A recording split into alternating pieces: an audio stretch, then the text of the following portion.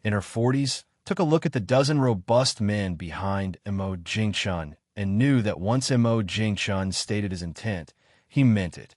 In the world of the wealthy, face is everything. While paying, Mo Jingchun deliberately muttered to himself. After paying, the bike that Candy was clinging to was finally hers. Mo Jingchun put his phone back in his pocket and gave the little one a big eye roll.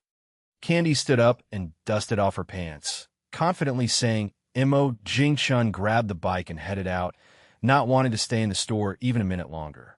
Every extra minute there felt like an insult to his character.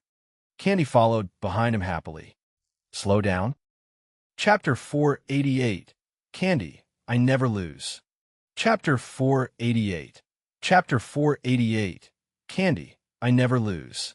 Mo Jingchun was infuriated by Candy. He even felt like his intelligence had been insulted. Mo Jingchun pinched Candy's bun hairstyle, his eyelashes fluttered, and he smiled slightly. What?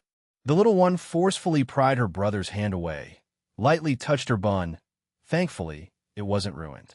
Seeing her brother's disgruntled look, the little one snorted, saying, the next second, Mo Jingchun's tone changed, and he said with a plain smile, at this moment, Candy was completely leaned out.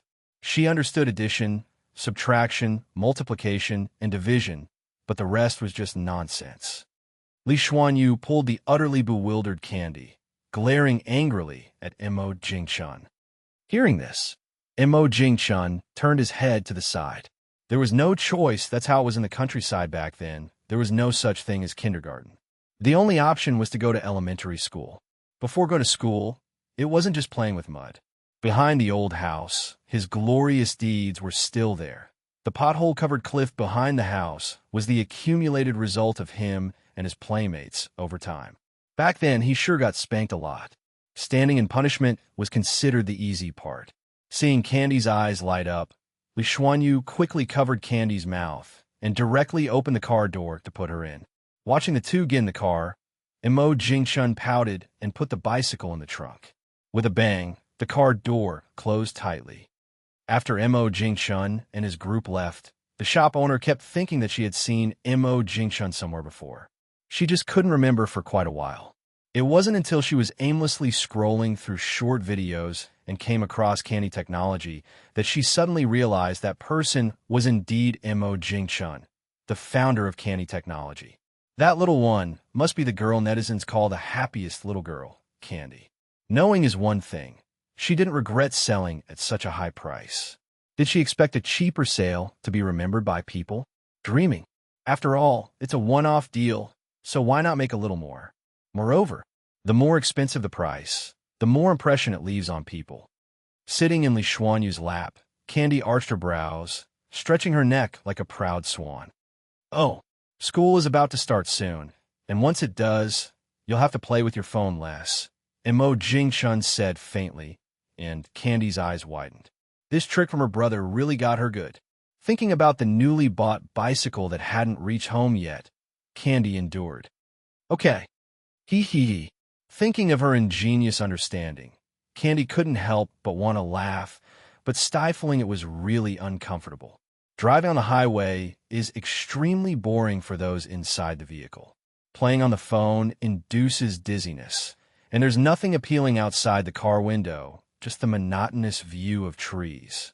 As time passed, the sky completely darkened, making it even harder for those inside to view the outside scenery. Thus, aside from chatting, sleeping is the best option when in a car. Thanks to Sci-Fi's excellent driving skills and the car's special modification, the back seat passengers, Mo Jingchun, Candy, and others, didn't experience much bumping. Meanwhile, Zhou Yaling wasn't so comfortable. The tour bus shook so much that, without a seatbelt, she felt like she could fly out. The worst part is she's a little carsick. Wei Luxue, seeing Zhou Yaling wasn't kidding, asked with concern.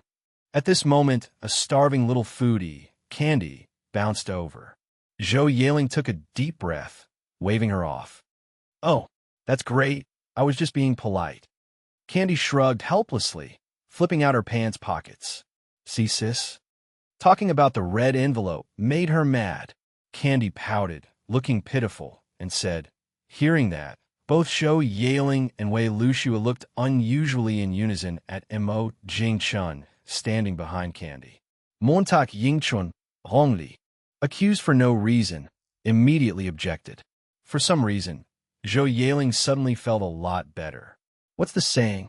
Happiness is built on others' misery. She believed her brother's words.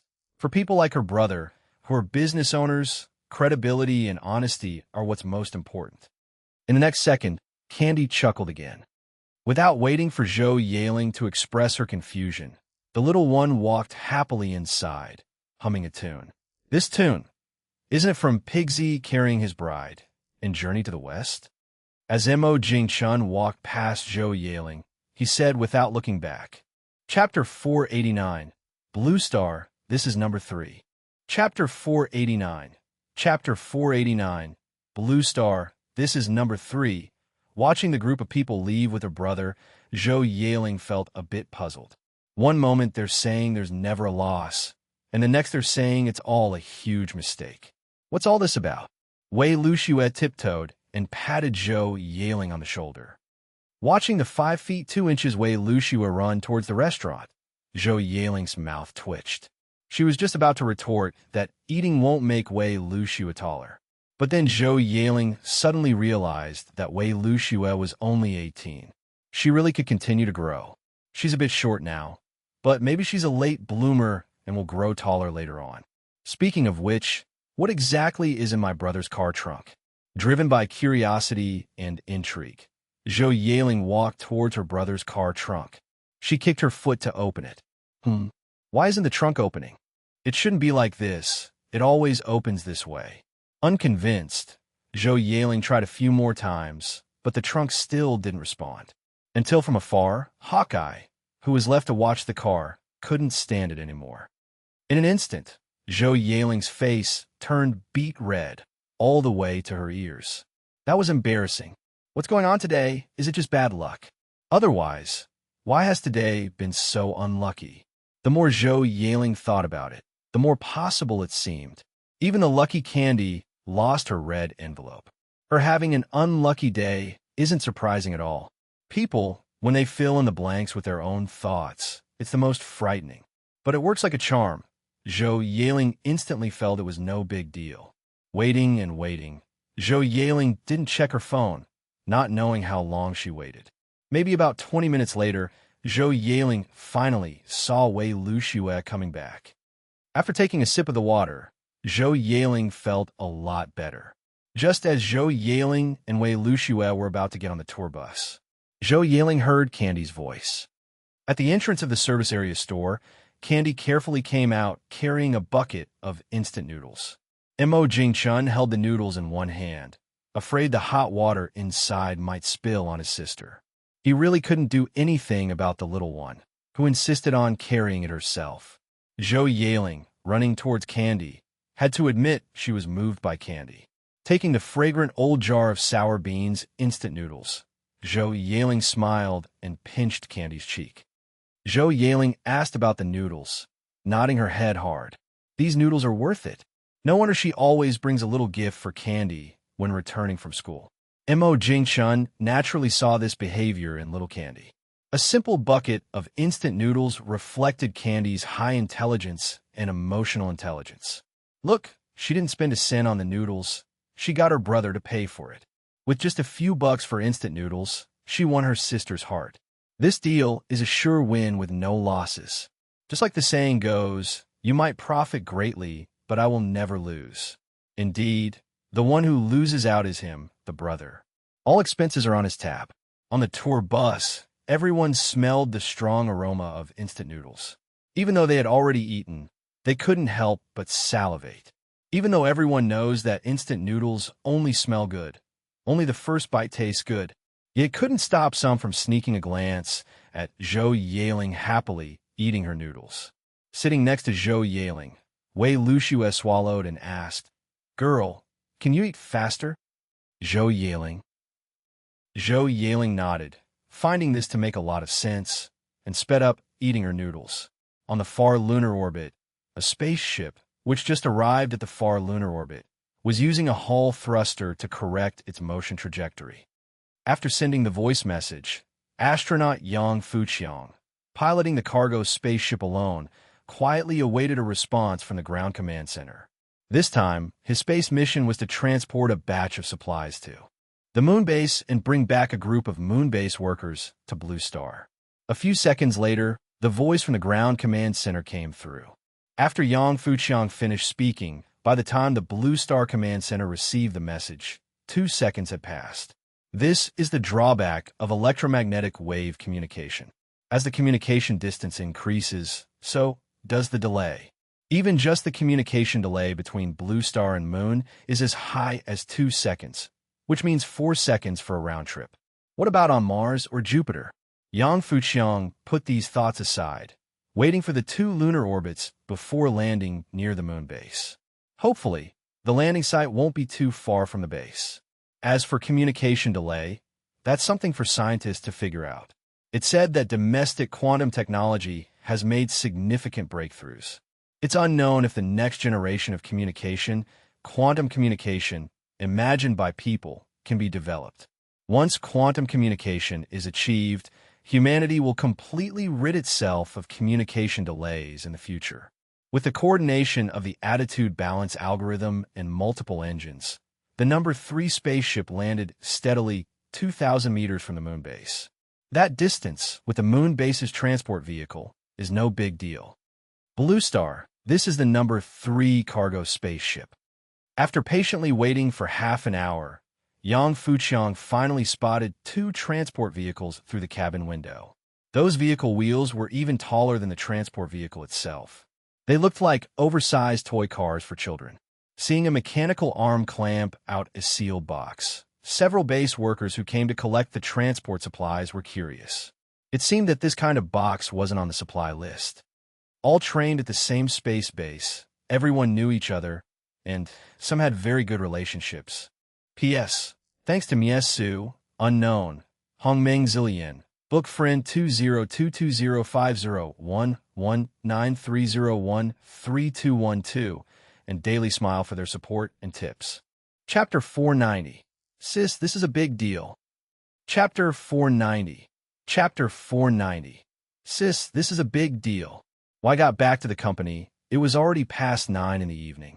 Li Xuanyu carefully handed the soundly sleeping Candy in her arms to Mo Jingchun. Mo Jingchun nodded softly and whispered.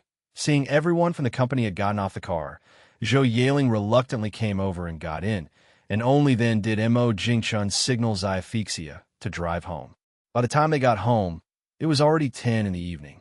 He covered the little one with a blanket, who was still oblivious to being in his own bed. Downstairs, Zhou Yaling picked up the pot and started cooking noodles. No way around it, that cup of instant noodles really didn't do the job. Seeing her brother come down, Zhou Yaling asked coldly. Mo Jingchun yawned languidly, laying on the sofa, and laughed as he asked. The banging sound from the kitchen expressed Zhou Yaling's dissatisfaction with Mo Jingchun. Suddenly, the kitchen fell silent. 10 minutes later, a fragrant bowl of plain noodles was placed on the dining table. Mo Jingchun twitched at the corner of his mouth. Are girls all this scary when they're angry? And Little Gray, what are you jumping around for? Mo Jingchun pushed Little Gray, who was hopping around the dining table, to the side. Geez, just been away for a few days, starting to show off already. What's with this? Just 2 days as a guard at the company gate, and you're acting all pompous? In the morning, a ray of sunlight slipped through the curtains and shone on the cozy bed. Candy, who slept until full daylight, opened her eyes drowsily and sat up. Rubbing her eyes, Candy glanced at her sister next to her, still sleeping like a log. For a moment, Candy's mind went blank. Wasn't I sleeping in Xuanyu's arms? How come when I opened my eyes, I'm neither in the car nor in Xuanyu's arms? Candy, with bare feet, got out of bed and walked to the window, pulling back a corner of the curtain. The glaring sunlight made Candy instinctively close her eyes. After a while, Candy slowly opened her eyes. Candy exclaimed in surprise. Yet on the bed, Zhou Yaling acted as if she didn't hear a thing, changed her position, and continued to sleep. Last night, before going to bed, Zhou Yaling had specially turned off the alarm clock. Anyway, brother said, being late doesn't count as absenteeism. Candy asked Ro to open the curtains, then climbed onto the bed, shaking Zhou Yaling's arm like crazy. After a while, Zhou Yaling squinted her eyes into a slit and looked at Candy. The next second, Zhou Yaling pulled Candy into the quilt again. Oh, the little one was left bewildered. Isn't today Monday? Sister's late for work, and she's not anxious at all? Candy saw only a hand covering her eyes, and her sister's voice sounded by her ear. When Zhou Yaling awoke from a brief nap, she felt around the quilt. The next moment, Zhou Yaling fully woke up, pulling away the quilt hastily. Where did she go? Where's such a big Candy? Seeming to realize something, Zhou Yaling hurried to the window to look downstairs. Seeing there were still bodyguards at the door, Zhou Yaling let out a sigh of relief. Thank goodness they didn't leave her behind. Still has a bit of conscience. The next second, Zhou Yaling was in a dilemma again.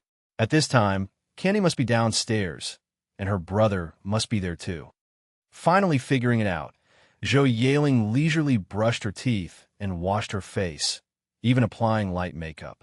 When Zhou Yaling came out of the elevator, 4 pairs of eyes looked over at once. One just glanced, then went back to sleep.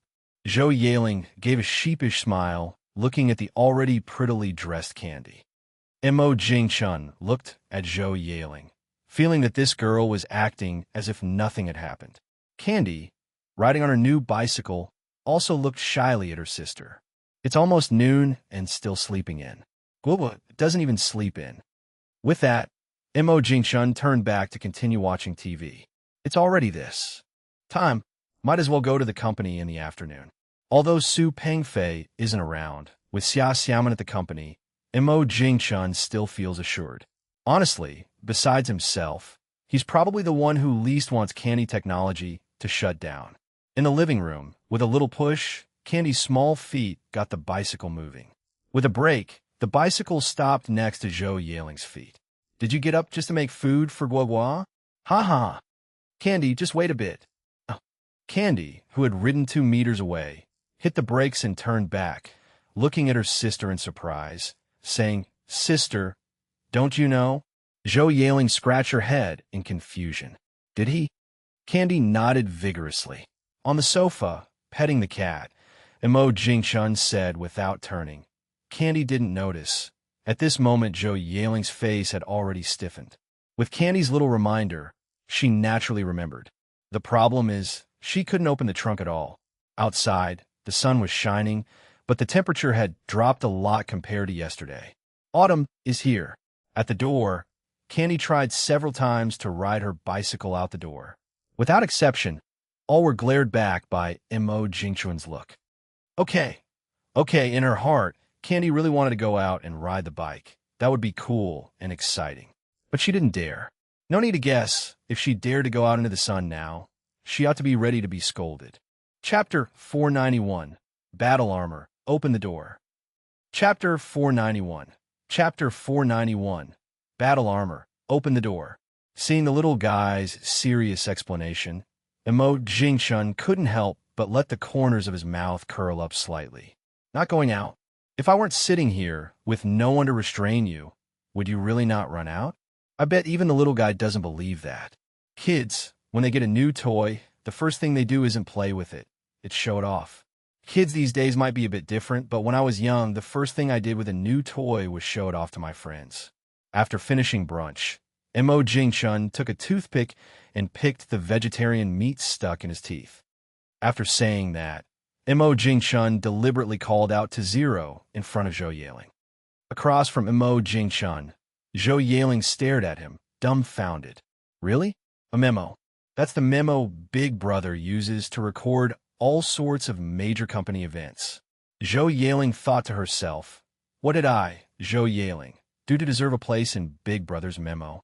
Just like in ancient times, what merits do I have to make it onto the list?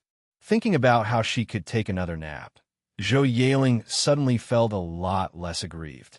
How nice it is to sleep in bed, unlike at the company, where she could only nap on her desk. Occasionally, she could snag the sofa in Big Brother's office. When Mo Jing-chun arrived at the office, he glanced around and noticed that no one was there. Only Xia Xiaoman's computer was on, but she was nowhere to be found. Behind him, Candy was grinning from ear to ear, pushing a bicycle. Hum. Mo Jing-chun sat down at his desk and chuckled. Setting down the bicycle, Candy tilted her head and blinked innocently at her brother. Mo Jing-chun raised an eyebrow, wondering where Candy learned such an advanced trick. He didn't believe Candy could know this at such a young age. Mo Jing-chun asked bluntly. Rather than guessing, it was better to ask directly. After all, Candy wouldn't dare hide it from him. Candy seemed not to expect her brother to ask suddenly, and she blurted out without thinking. The next second, Candy covered her mouth, but it was too late. She had already spilled the beans, everything meant to be said or not. Candy stomped her foot in frustration, filled with regret. Sitting at his desk, Mo Jing-chun looked up at the ceiling and sighed. These two little rascals both learned to team up and mess with him. At this moment, Xia Xiaoman walked in from outside, holding a folder. Seeing the boss's dejected expression, Xia Xiaoman looked puzzled. And Candy, what was she doing over there in the corner? Xia Xiaoman had no objections to the boss's arrangement and didn't think much of it. Indeed, Xia Xiaoman also knew the boss was being cautious with her.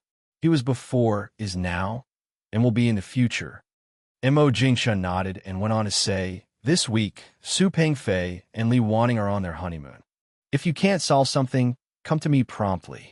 Mo Jing-chun stood up and looked at Candy hiding in the corner, smiling as he said, all right, I'm off to the laboratory. Xia Xiaoman glanced at the boss and then at Candy in the corner, who was covering her eyes but peeking at the boss through her fingers. Just as Mo Jing-chun was about to step out, the little one suddenly spoke up. Mo Jing-chun turned around to take a look, and Candy quickly covered her eyes again. Mo Jing-chun clasped his hands together, immediately seeing through Candy's little scheme. It's not that she wants to go to the laboratory with him. She's clearly thinking about the battle armor in the lab. No matter how fun a bicycle is, compared to the battle armor, it's not on the same level at all.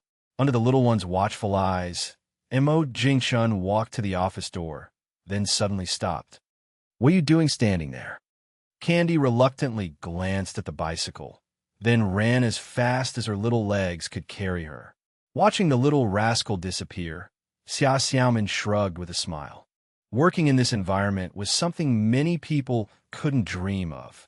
In the laboratory, Candy rushed ahead of Mo Jing-chun.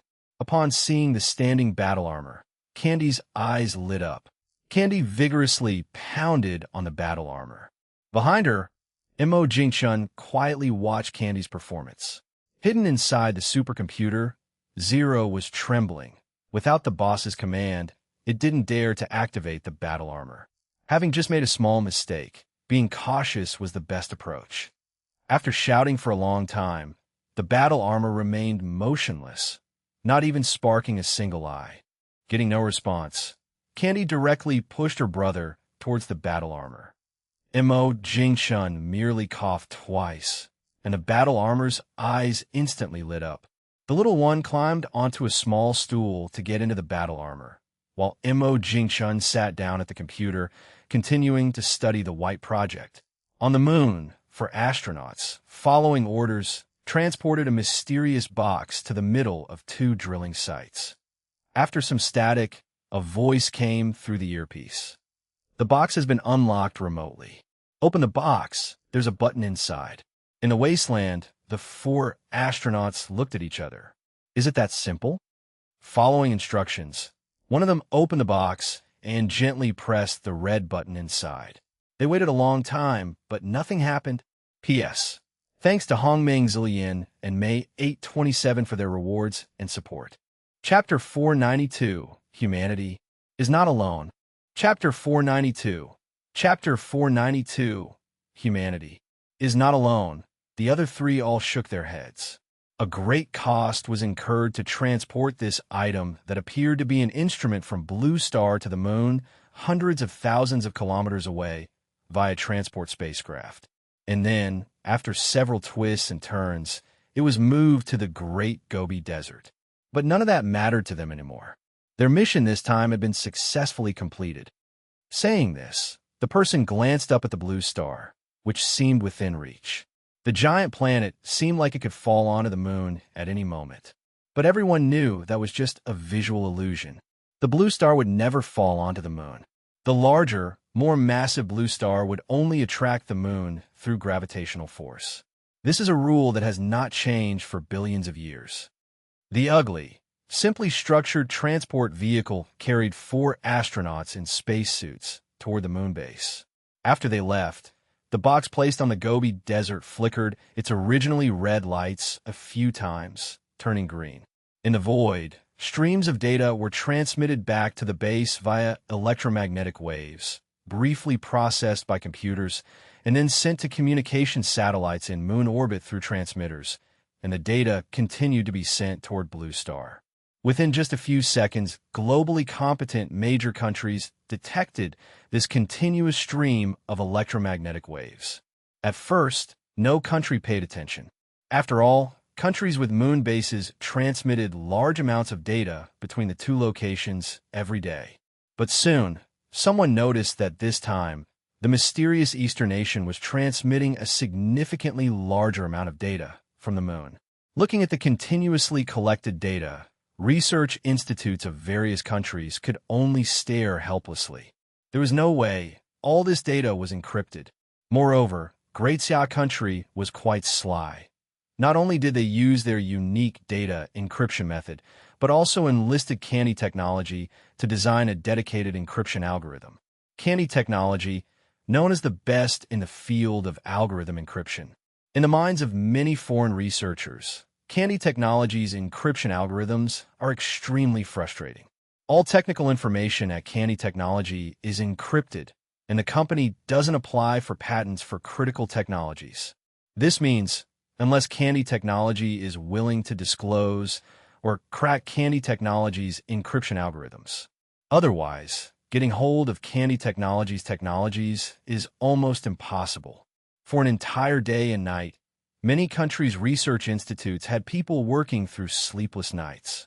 Everyone knew that the country must have discovered something on the moon, or some significant breakthrough had occurred in their space irradiation project. Otherwise, it wouldn't be possible to transmit data for an entire day and night. It was well known that such continuous data transmission severely shortens the lifespan of lunar communication satellites. Yet they still transmitted for a full day and night before stopping. What does this indicate? Everyone knew in their hearts that the importance of the transmitted data outweighed the risk to the moon's orbital communication satellites. Then a dramatic scene unfolded as netizens waking up and heading to work suddenly discovered that all the nation's foreign ministries had gone idle again. Insipid condemnations, and this time with no apparent reason. But netizens were used to it, just taking a bite of their popcorn and scrolling to the next short video. Mo Jing-chun, on his way to work, also came across this short video. But Mo Jing-chun just took a brief glance at the title and scrolled past. He cared nothing about this squabble. Like most people, so long as it didn't affect his 3,000 yuan monthly salary. Oh, then it was no matter at all. In the office, a little fellow was very fond of the hard-won bicycle he had. Even though he rode the bicycle for just an hour yesterday, upon arriving at the office in the morning, he immediately took a whole pack of wet wipes from the coffee table. In the corner, Bun lay on the ground, snoring as usual, while Little Gray initially wagged around its young master. Whether it was tired from circling or because the young master ignored it, Little Gray simply curled up against Bun's belly and fell asleep as well. Bun's pudgy paw gave a gentle push, causing Little Gray's head to thump against the tile floor intimately. That sound instantly drew Mo Jing-chun and Xia Xiaoman's attention. Seeing it wasn't Candy who fell, they both tacitly withdrew their gaze. Even Candy gave just a glance to the dumbfounded Little Gray, then moved his hands, taking wet wipes and wiping the bicycle. The floor was piled with wet wipes. Candy's efforts were very evident. The bicycle was spotless, reflecting light under the glow of the lamp. Looking at the clean BMW, Candy was very pleased. His little face was full of smiles. After putting the unused, wet wipes back in place, Candy habitually hummed a tune of unknown melody, squatted to pick up the used wipes one by one. He casually threw the trash into the bin. Then Zero promptly opened the bedroom door. Before long, Mo Jingchun heard the sound of running water from the bedroom. Just when Mo Jingchun thought Candy was playing with water, the sound abruptly stopped. Soon, Candy walked out. Big eyes met smaller eyes. Seeing his brother lower his head again, Candy confusedly scratched his head. In a mysterious underground base located somewhere unknown, those same dozen individuals gathered once again in the cramped meeting room. In this meeting room, as long as that airtight door was closed, no information would leak out. Looking at the contents on the projector, the eyes of everyone in the room were filled with shock. Previously, everyone had reached a consensus. Humanity, in this mysterious universe, is not alone, because that silver they drilled on the moon was the best evidence. To understand what exactly lay underground, the base worked overnight to manufacture a precision detector. The goal was to explore the underground material. The meeting room, quiet enough to hear a pin drop, was suddenly broken by an elder's voice. Yes, is it possible? Everyone was questioning themselves. A perfect sphere, and a perfect sphere with a radius of precisely 1,000 meters. How high must the precision be to sculpt such a large perfect sphere? What further amazed, even frightened these scholars was that exact 1,000 meters, not a millimeter off. Chapter 493, Flights of Fancy. Chapter 493. Chapter 493. Flights of fancy kilometers, or kilometers, it doesn't matter. These familiar units were all set up for the convenience of uniformity by humans. In other words, as long as humans want, a meter could be 1 meter, or it can be 2 meters or half a meter, etc. The difference lies in how humans have agreed on the definition. But what about the mysterious, perfect sphere on the moon? The radius is exactly 1,000 meters.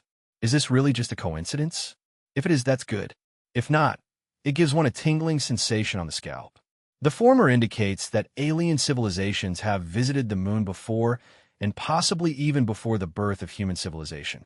If it is the latter, then humanity is in huge trouble. The latter implies that the civilization that created the sphere has been monitoring human civilization for a long time.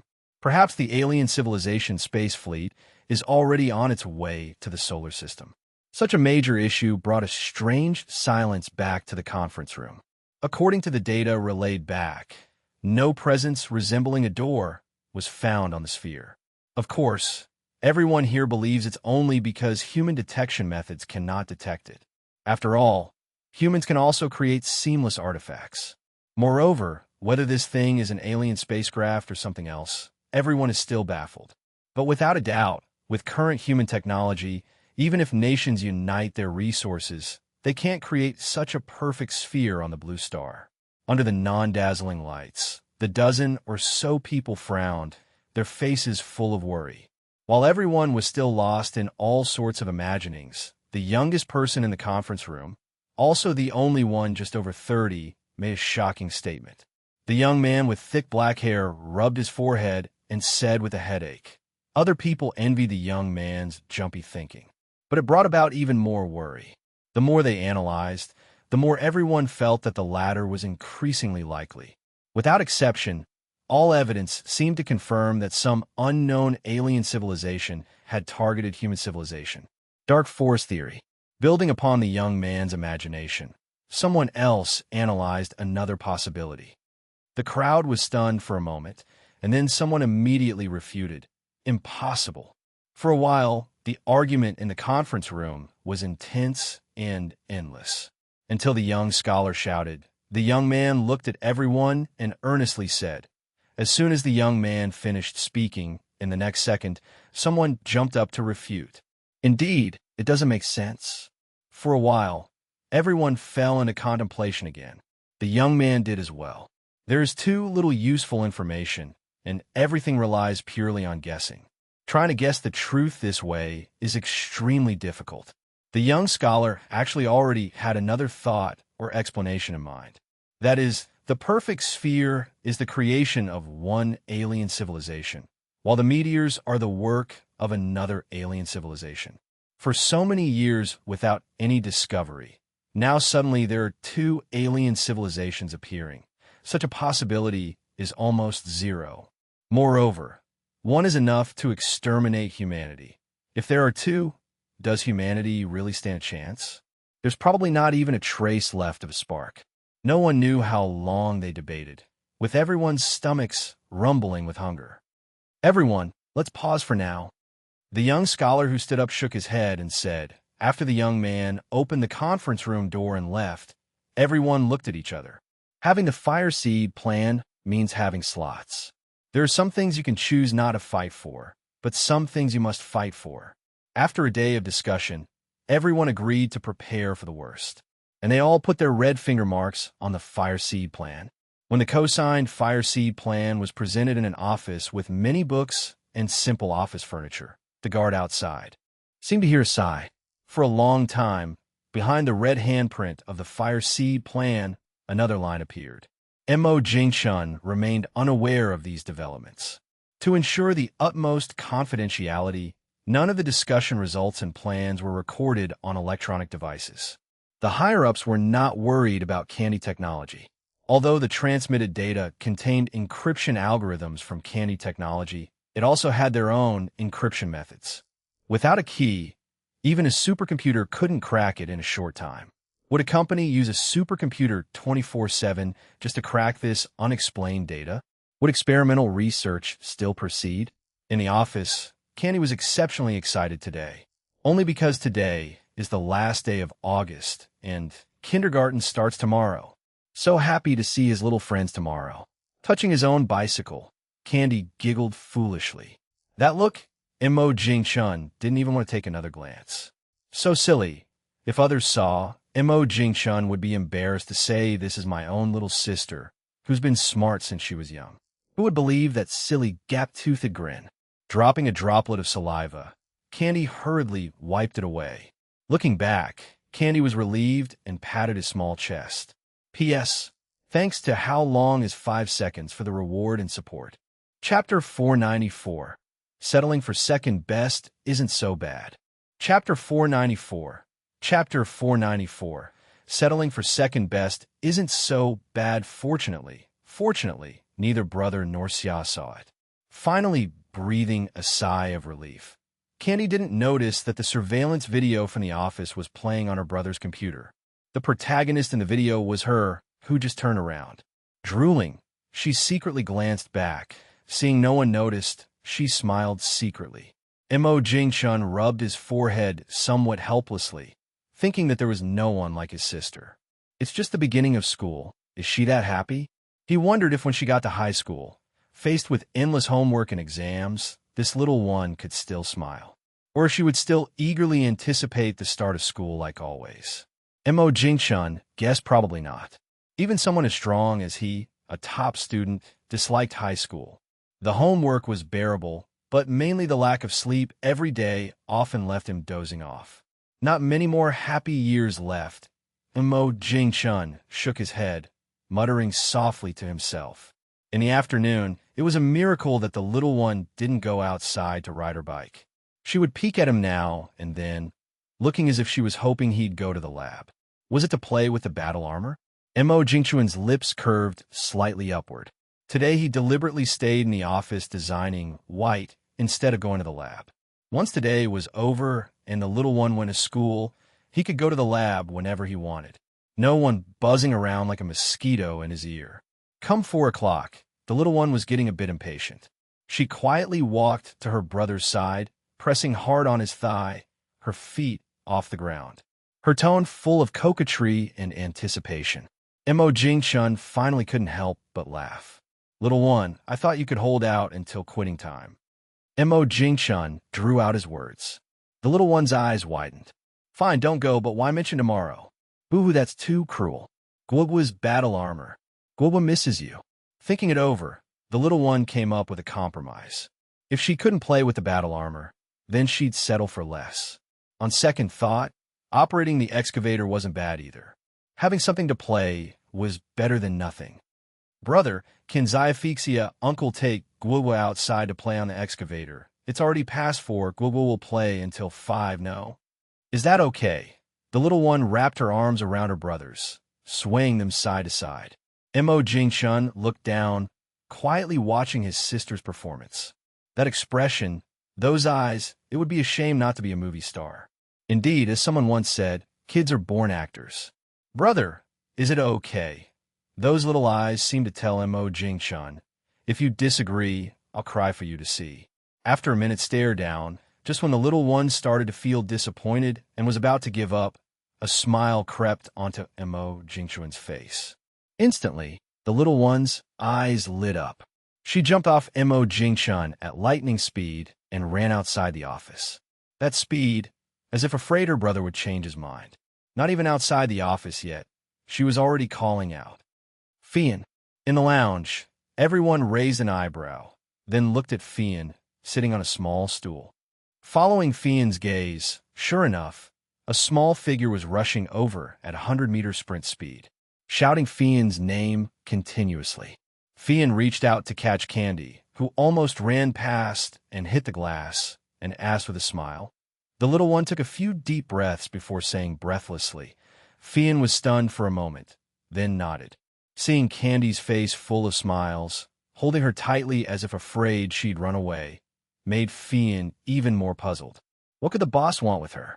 Fian wasn't the only one confused. The bodyguards in the lounge were quite puzzled too. If there was really a task, wouldn't it usually be the captain who's called? Unless it's babysitting. A few minutes later, seeing Fian return with a delighted Candy, everyone understood. It was indeed about babysitting. Xiaophixia toyed with the car keys in his hand, smiling, asking. Fian didn't speak, just silently tossed a key to Xiaophixia. Faced with the incoming key, Xiaophixia wasn't fazed. Unhurriedly, he extended 2 fingers, nonchalantly catching the key. Looking at the familiar key in hand, Xiaophixia exclaimed, "This key." Fian spread her hands, shrugging, helplessly said, "And it's the key for the excavator at the gate." Looking at Candy's innocent eyes, Xiaophixia felt even more helpless. What kid who hasn't even started school has a real excavator as their toy? Only the boss would buy it just like that. Since that one time it was used, it's as if it was forgotten, gathering dust in the wind and rain. The boss approved it, so what can you do? Xiaophixia stood up, dusting himself off, looking at the others and smiled. What are you all sitting around for? So, 16 of them swaggered towards the main gate. At the south gate of the tech park, the security personnel, watching them head straight over, rudely stopped them. Several security personnel knew these people were the boss's close bodyguards, but Candy was among them. No matter who they were, as long as they weren't the boss, without a direct order, they couldn't let Candy out. The excavator was almost within reach, but they were stopped at the gate. The little one was immediately anxious. At that moment, the little one's smartwatch chimed. Without the security personnel's interference, the little one led the group successfully to the open field outside the gate.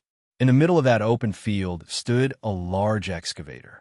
The mechanical arm was already rusted over. Wild Wolf gave Fian a look, and Fian picked up Candy immediately.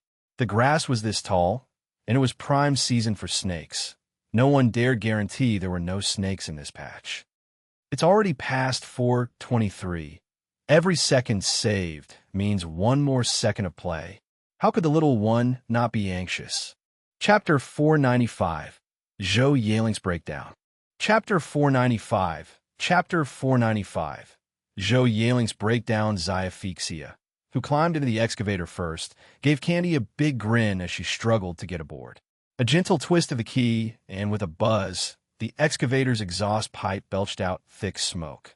Coincidentally, a gust of wind blew the smoke right back. Candy squinted and waved her little hands through the air. Fortunately, at that moment, Uncle Xiaophixia reached out a hand and pulled her into the cabin, leaving Fian and the others to inhale the smoke. As Lone Wolf and his group backed away, they started cursing. Surprisingly, no one objected to Lone Wolf's proposal for a friendly chat. Inside the cabin, all Candy had to do was move the handle, and the excavator spun around in a 360-degree circle. Everyone looked at Hawkeye in surprise. In the excavator cabin, Xiaphixia was happily teaching Candy how to dig holes. Feeling initially bored with babysitting, Xiaphixia suddenly thought that if Candy learned to drive an excavator at such a young age, it would surely show how cool of a mentor he was. For a moment, Xiaphixia was tempted to convince the boss to buy a plane for them to fly. That way, he could legitimately teach Candy to fly it. However, such things could only be dreamt of. During all this time together, all 15 of them knew the boss wasn't much interested in planes. Otherwise, with the boss's wealth, buying a private jet would be nothing. Candy enjoyed herself for an hour and was still reluctant to stop.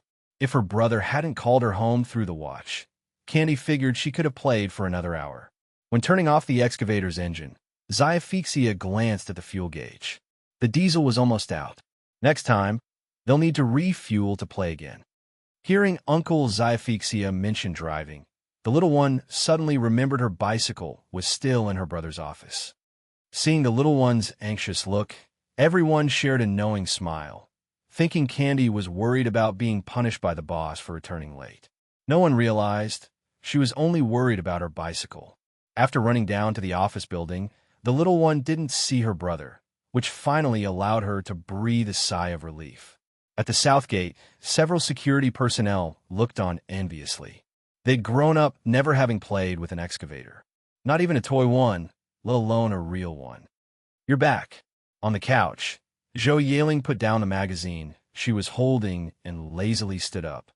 The little one nodded vigorously and ran over to push her bicycle.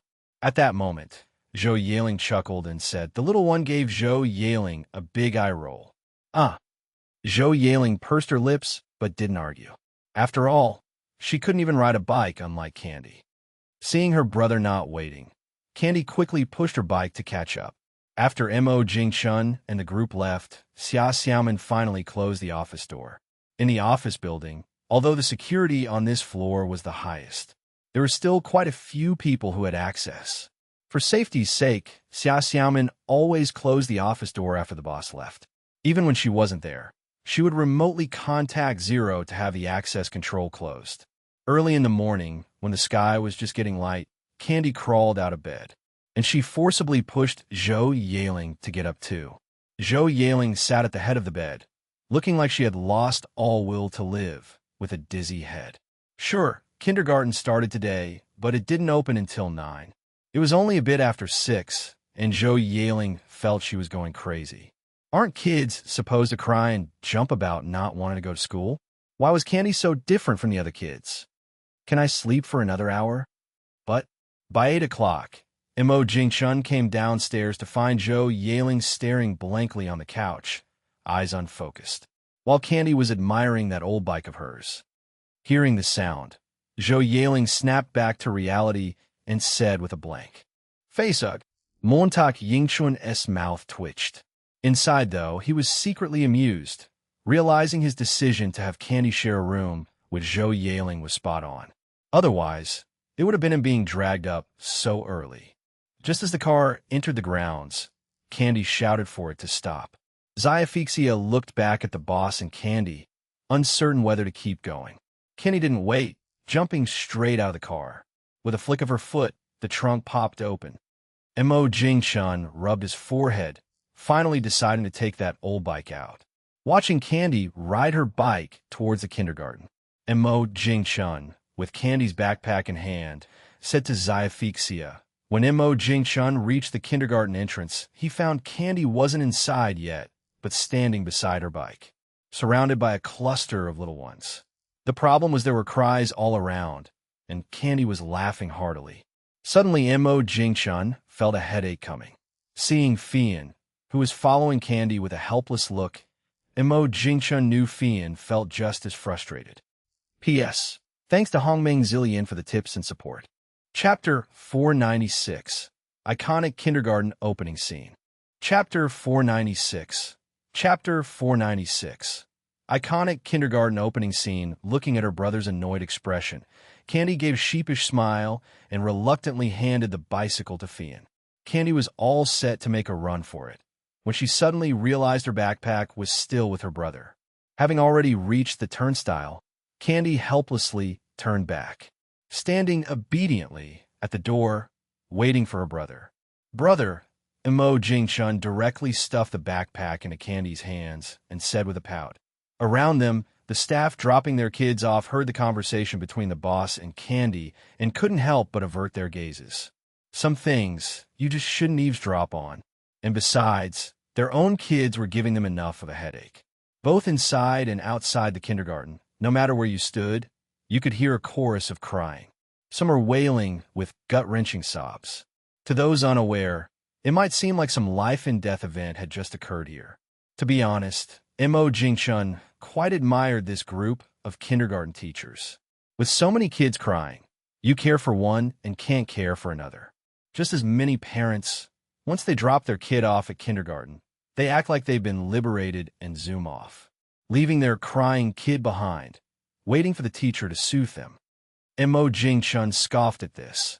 If he hadn't been called to school by the teachers a few times, he might have believed it. Instantly, Candy's face dropped. Mo Jingchun crossed his arms, chuckling coldly. Hearing her brother's knuckles crack, Candy couldn't help but shiver. With that, Candy ran through the turnstile into the kindergarten without looking back. At the door, Mo Jingchun watched Candy head straight for the classroom, then nodded with satisfaction. Using force really is the simplest and most effective solution. See, the little one is quite obedient.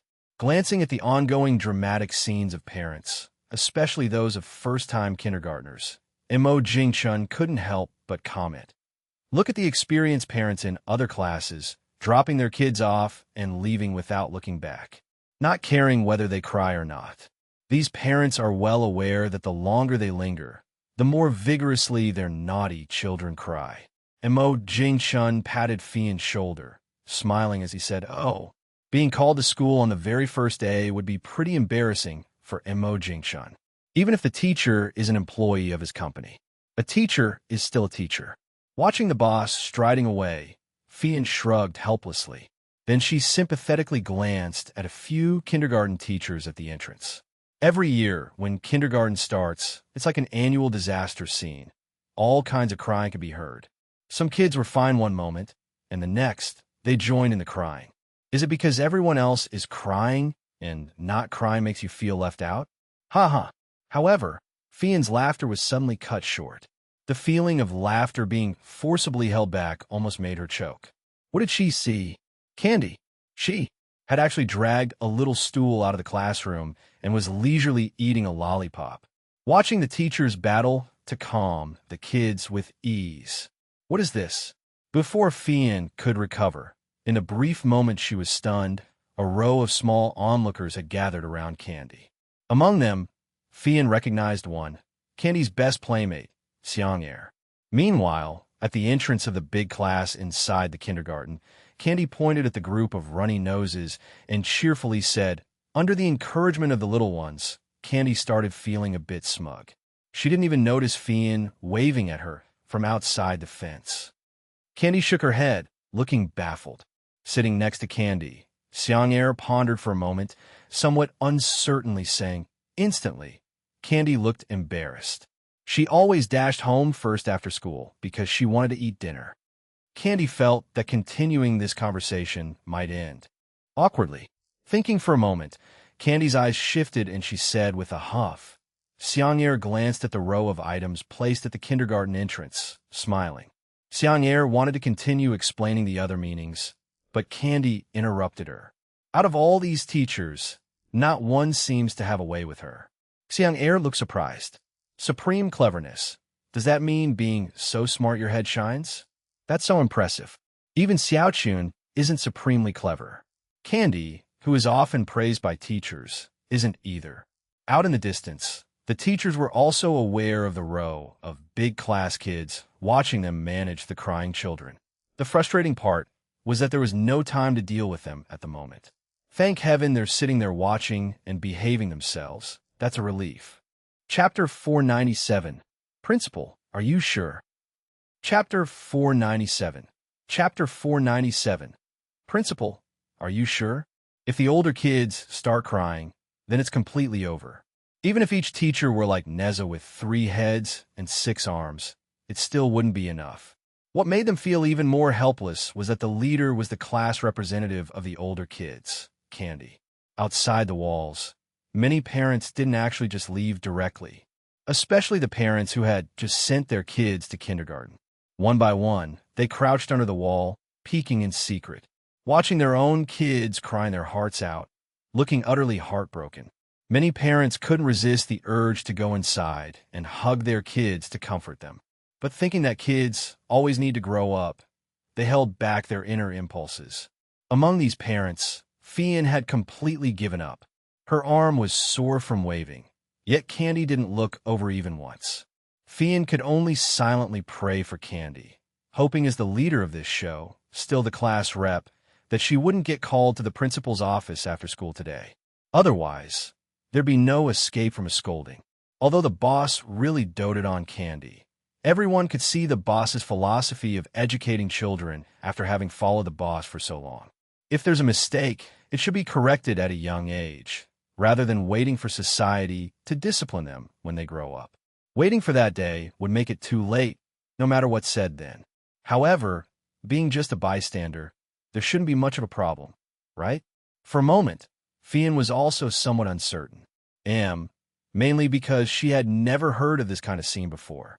Seen kids bawling, kids wallowing in sadness alone, kids attempting to escape, and those clinging to teachers. Of course, there are also those pretending to be strong and some cool-headed kids. Only this kind of sitting on a small bench as mere spectators, Fian had truly never heard of it. Today, she not only heard about it, but witnessed the whole thing firsthand. With some existential doubt, Fian wondered whether she should minimize the losses now and report the situation to the boss immediately. But then she remembered the boss was headed straight for the laboratory building, so Fian abandoned the thought. She could only let Candy enjoy it for a little while longer. After all, you can't watch a commotion all day long, right? As time passed, the number of parents hanging by the walls gradually decreased. In the end, only Fian was left. However, the crying sounds inside the kindergarten never stopped from start to finish. The difference being that there weren't as many cries.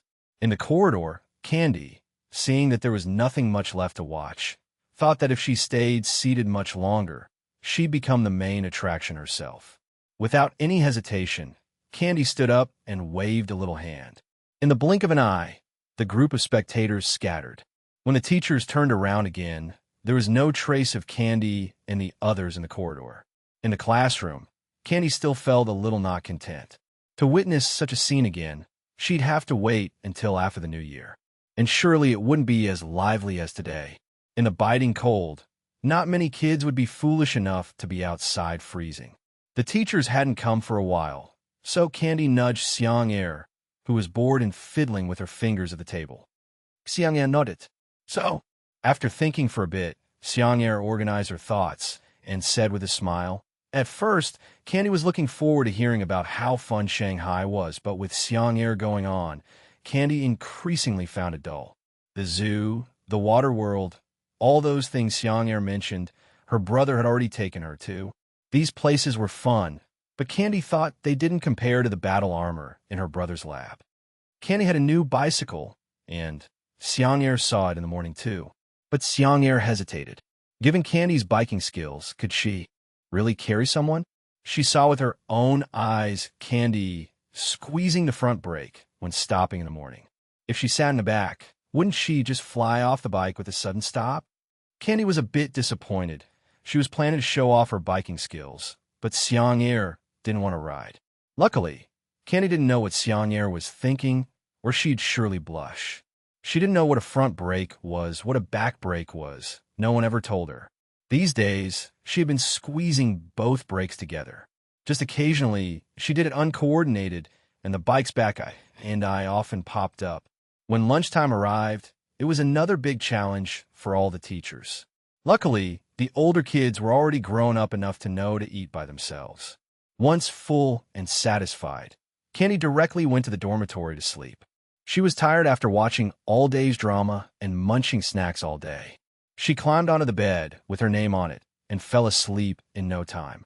As for those who were causing a ruckus in the morning, they seemed to have cried themselves tired, And upon realizing no mom showed up after all the crying, a group of kids were tucked into their beds by the teachers and didn't mess around much.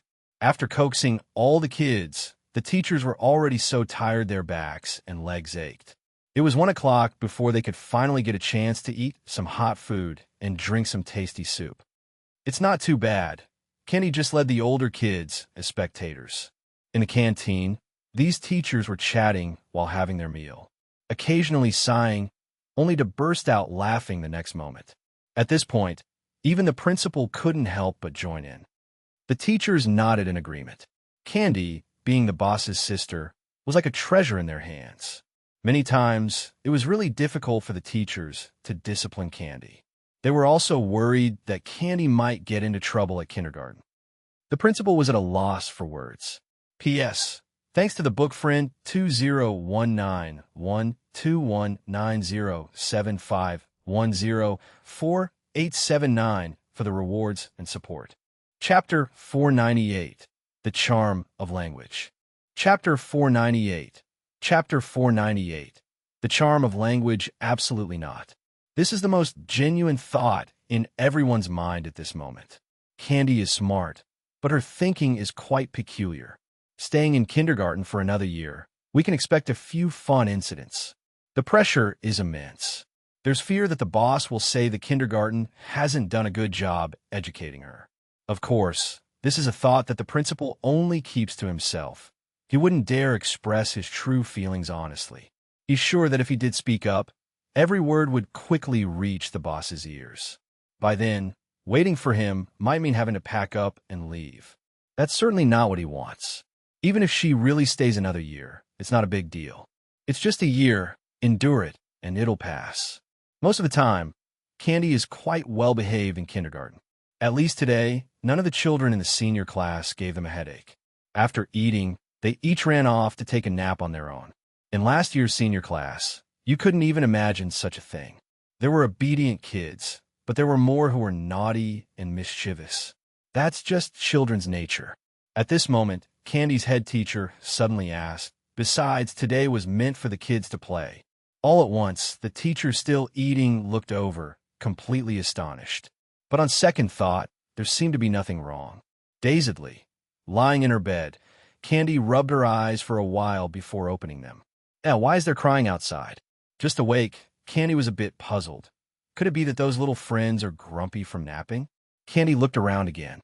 Goodness, where are all her bedmates? And Xiang'er? How is she the only one left? At this moment, Candy was confused. What happened? Could it be that she was the only one napping out of everyone? Probably not. After lunch, she was the first to rush to nap. But just as she was falling asleep, she vaguely heard others talking. Inadvertently, Candy glanced at the smart watch on her left hand. The next moment, Candy's pretty eyes widened like saucers. What did she just see? The watch showed that it was already past 4 in the afternoon. In just over 20 minutes, kindergarten would be let out.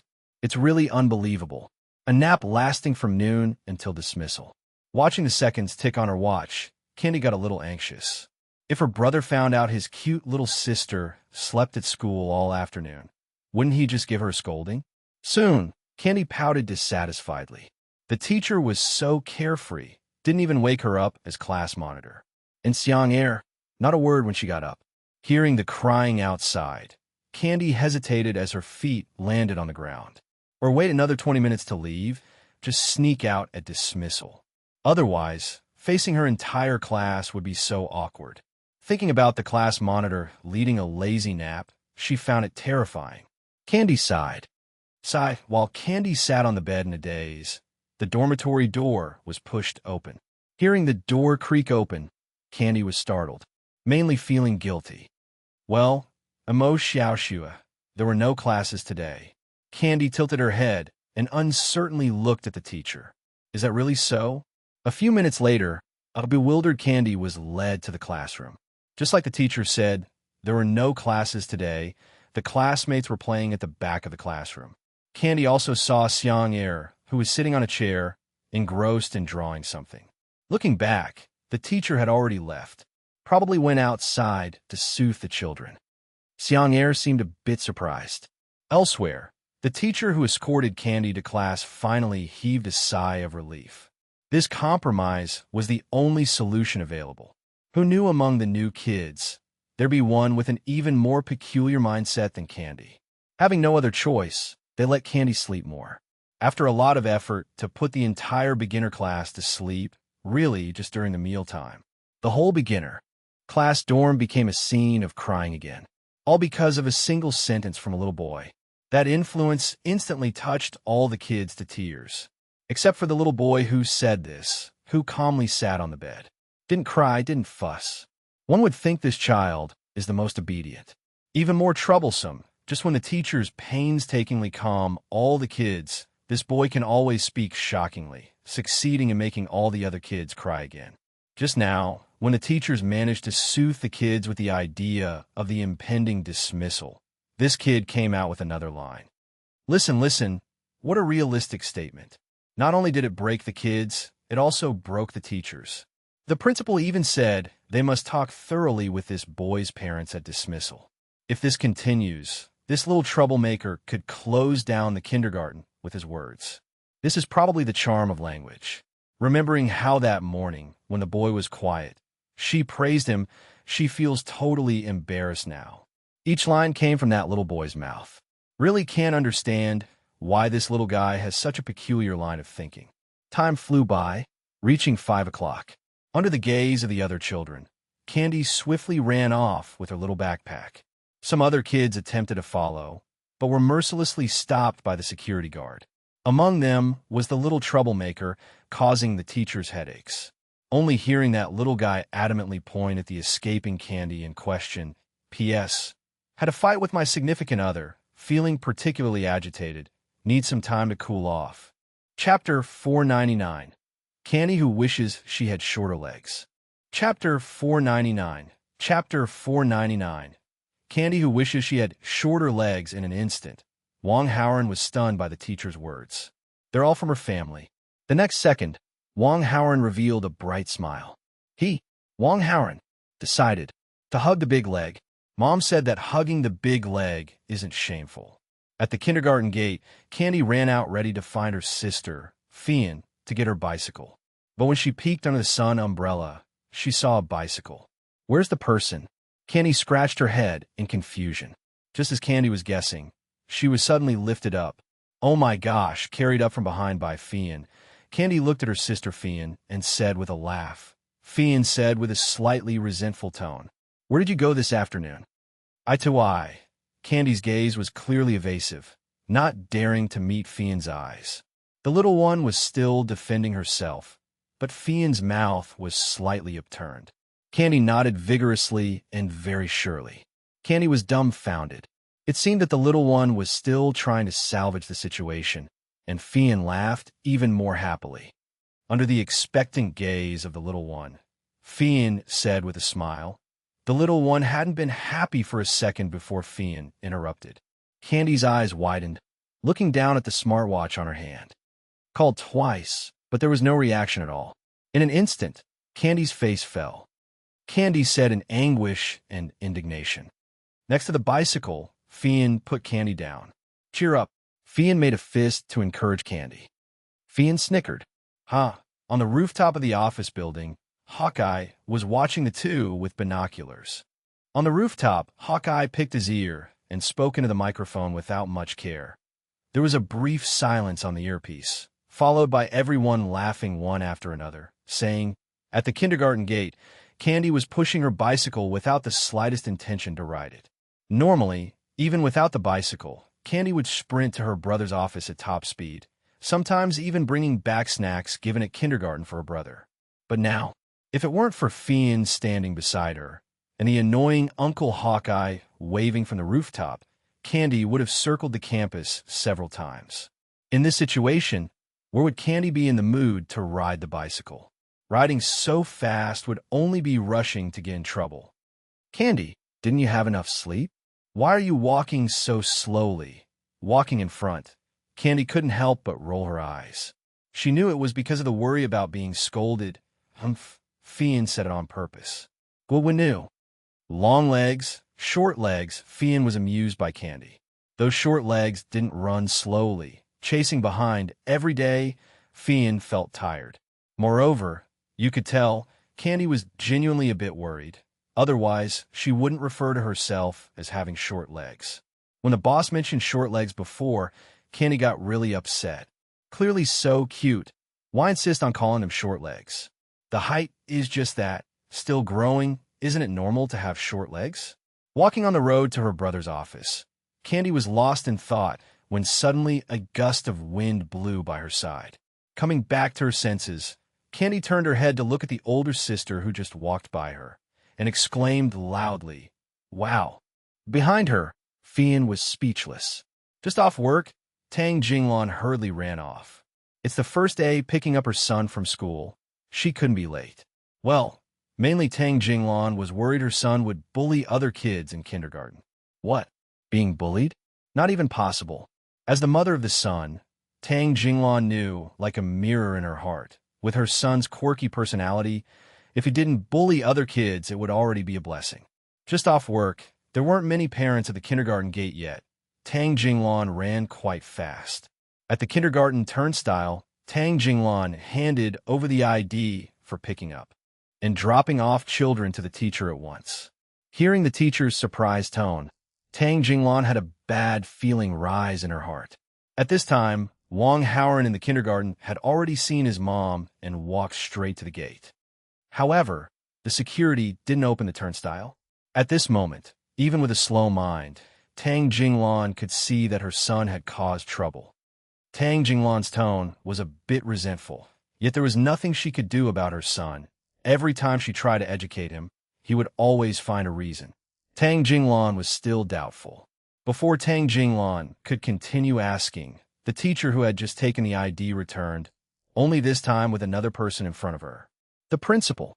With a beep, the turnstile opened. Her son came out, but Tang Jinglon wasn't happy, even feeling a bit embarrassed. Looking at Wang Haoren's mom, the principal was also conflicted. P.S. With no woman in my heart, writing naturally goes smoothly. Really need to write more in the future. Okay, got scolded by my wife. She said I'm too idle, only working 4 hours a day. If this goes on, I'll rust. Chapter 500. Run. Why aren't you running anymore? Chapter 500. Run. Why aren't you running anymore? A few minutes later, Tang Jinglon kept apologizing, saying frankly she'd educate her son well tonight, promising it won't happen again. The headmaster, who originally planned to persuade them to leave, sighed. Seeing her say so, he couldn't bring up the matter anymore. Thinking about it now, kids can be educated, but they can't really be expelled. Moreover, whether a kindergarten child can be expelled is not something he can decide. Without the boss's consent, if he really persuaded them to leave, he might end up suffering. Indeed, one must think things over carefully. Otherwise, a wrong step could lead to a bottomless pit. Don't worry, headmaster. Mrs. Wang Haoren, you might be misunderstanding. You shouldn't hit kids. Truly a member of the old Wang family, this little guy had quietly run 10 meters away. The next second, Tang Jinglon grinned, thinking, running? No matter how fast he runs, can he run out of the compound? The security guards at Candy Tech aren't just some old folks hired by the company.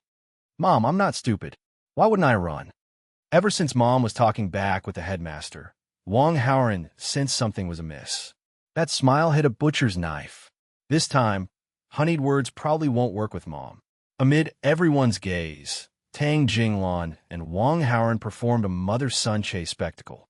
It almost alerted the security personnel patrolling the compound. Even the armed police on the training ground paused in shock to watch the chase. If Candy had seen this, she'd probably follow on her bicycle for entertainment. Reaching the top floor, Candy stood outside the office door, hesitating to enter. Fian went straight to the lounge, joined others in watching the scene with laughter.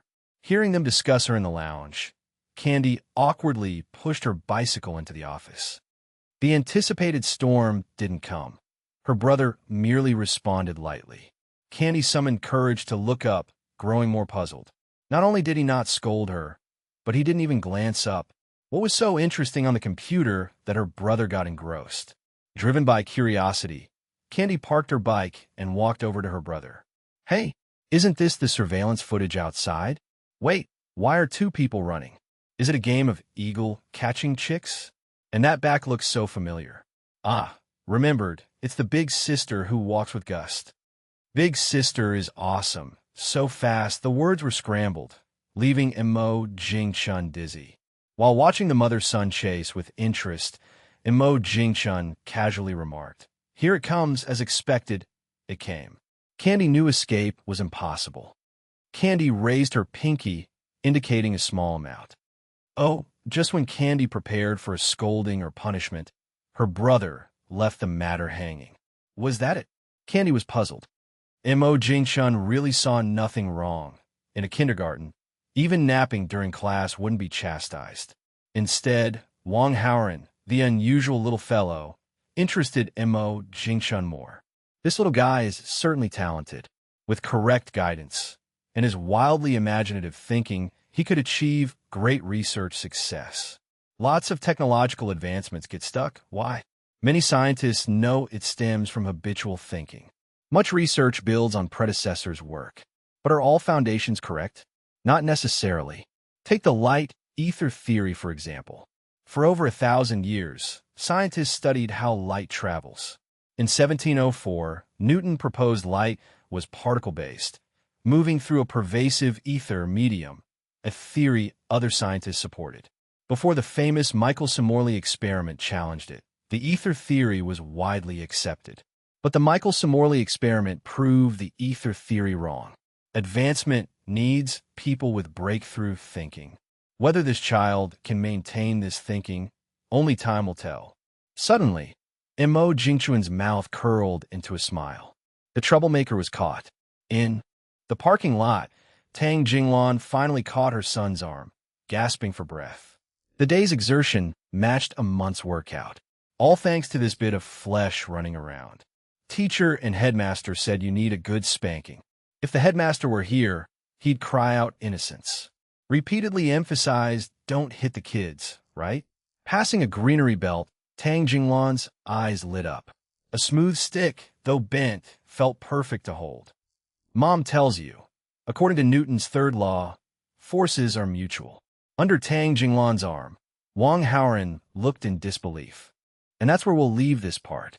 If you enjoyed it, smash that like button, subscribe for the next part, and drop a comment telling me which story you want to hear next. Thank you for watching, and I'll see you in the next part.